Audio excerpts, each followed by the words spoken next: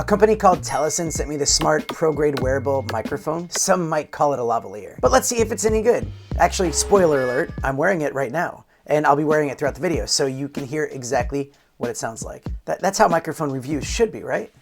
All right, start the clock.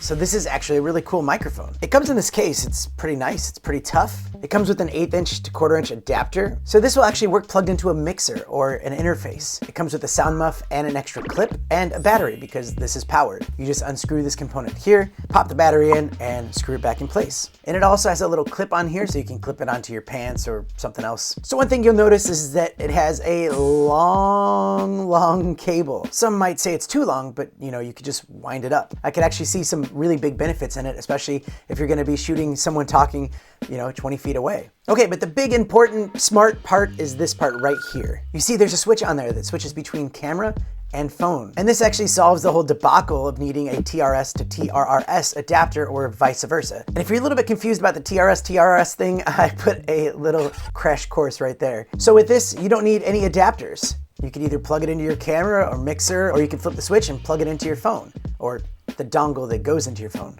And right now, yeah, you can hear the quality. It's a nice quality. So now let's get to the price. Hello, whiskey. So on Amazon at the moment of recording this, wow, it's only $19. I actually thought that was a typo. $19, wow. That's a lot of value for that price. All right, time's up. 30-second Thursday is over. If you have any questions, leave them in the comments. Also, all the links to what I was just talking about, which is just this one thing, is in the description. So check that out, plus a surprise link. If you are new here, please consider subscribing. And if you can reach it, there's a little button there. You can hit that. That would actually help out a lot. That sounded weird the way I said that. Actually help out a lot.